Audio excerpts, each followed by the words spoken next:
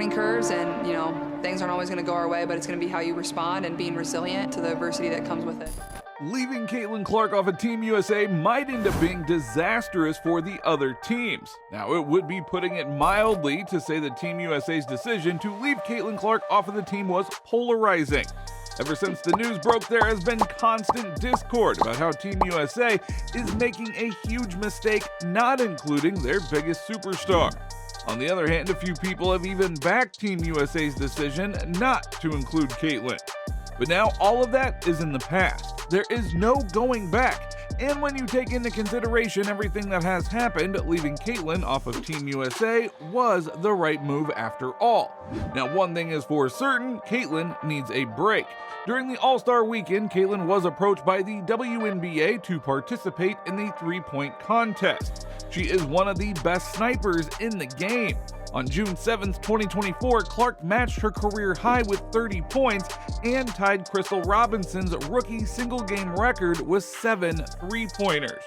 So it is safe to say that the record won't last much longer.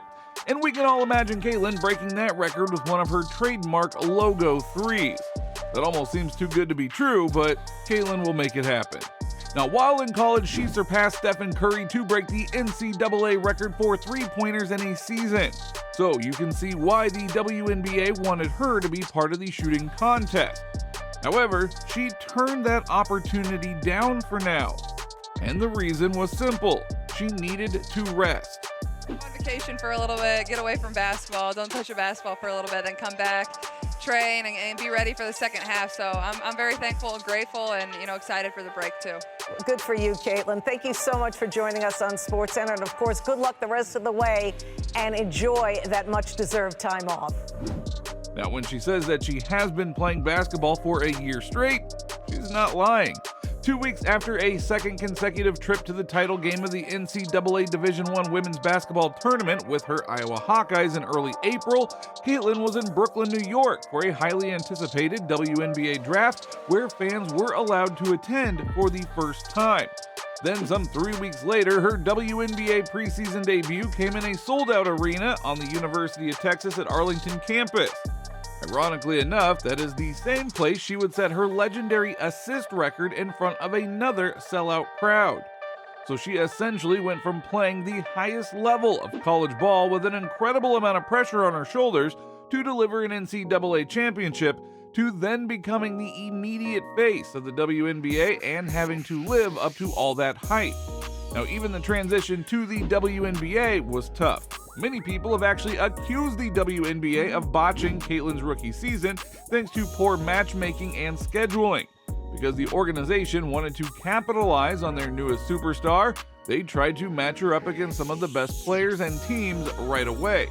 So naturally, this resulted in a disastrous start for Caitlin and her Fever team. This put even more pressure on Caitlin's shoulders because she was supposed to be a game changer, but her team had one of the worst records in the game. Since then, she has clawed her way out of that hole and into the playoff race. In order to do that, she had to take her game to the next level.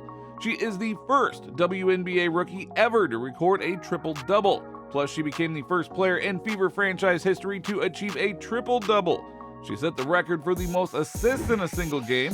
She leads all rookies in scoring and assists and is third in the league in the latter category. She became the fastest WNBA rookie to surpass 100 points and 50 assists, which she did in just 8 games. She is the fastest WNBA player to record 150 career assists since 1998. She also had 7 first-quarter assists in a recent game, which broke a franchise record. She now has the Fever record for both assists in a single quarter and assists in a single game. Now, although these feats do make her legendary, they also can take a toll on your psyche. Basically, every night she has to be borderline historic for her team to compete and win games. Just thinking about that is fatiguing. So soon enough, Caitlin will take about a week off before the Fever get into some sort of routine to try to stay sharp after the break. Most of the roster will be home for the Olympics, and Indiana's first game back is on August 16th as the Phoenix Mercury visit. I think it'll be really good for myself and my body. You're getting close to a full year of just playing basketball nonstop. So it'll probably be a little weird for me not playing games, but I think it's definitely going to be good for my body. Now there is also the break from the media. With all the eyes on the Olympics, Caitlin will get to relax and wind down. Otherwise, she is constantly in the headlines. The Caitlin Clark effect is real. Everywhere she goes, games are sold out, and every media organization has a reporter at the games trying to get her attention. Every little thing she does is highlighted for better or worse. She is constantly asked questions, which would cause some players to lose their cool and blow up at the reporter, but she has kept it all bottled up and always replies with a classy response. Trying to always say the right thing can also be exhausting. The break will offer some time to work on those types of decisions, but the time to do nothing, at least where basketball is concerned, might be just as valuable. Her coach, Christy Sides, is happy that Caitlin will get her well-deserved break. She's going to get a breather and get some rest. I think it's just great. She's been going so hard for quite some time now. I think it's going to help her so much just to kind of decompress. Since Iowa's opener last November 6th, Caitlin has played 65 games. Plus, there's the whole exhausting story that revolves around race and how other players have been treating her. One thing the media is good at is making up stories. One story that has dominated headlines is this race war that centers around Caitlin.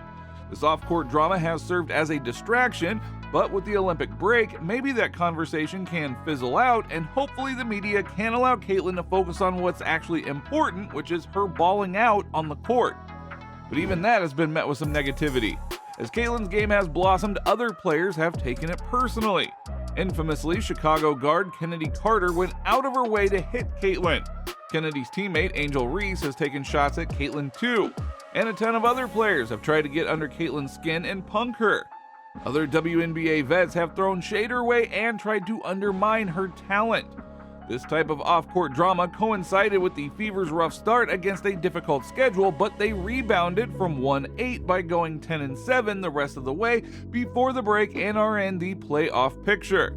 Now, if Indiana advances to the postseason in September, it will have been more than a year since Clark started ramping up for her final college season. So no wonder Caitlin is happy to take some time off. This is the first time we've won 4 home games in a row since 2015. Like, you have to have perspective on things, and that goes for life too. Like, have perspective on life, and there just needs to be solid perspective on what this team can accomplish, and I think everybody in our locker room had that, and nobody ever hung our heads. We had the hardest schedule to start.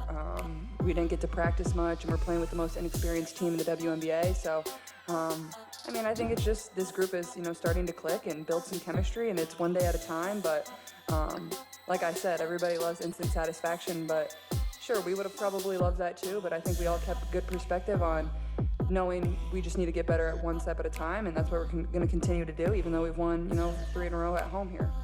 Now, despite any exhaustion, Caitlin has been fantastic at the next level. The former Iowa standout is averaging 17.1 points, 5.8 rebounds, and 8.2 assists per game, while shooting 40.5% from the field and 32.7% from beyond the arc. And that's the other thing. As the year has progressed, Caitlin and her team have gotten better and better. So being left off of Team USA could be a blessing in disguise, as Caitlin will be able to let her body relax, after which she can then come back with even more momentum to make a push for the playoffs and perhaps even surprise a team or two during the postseason.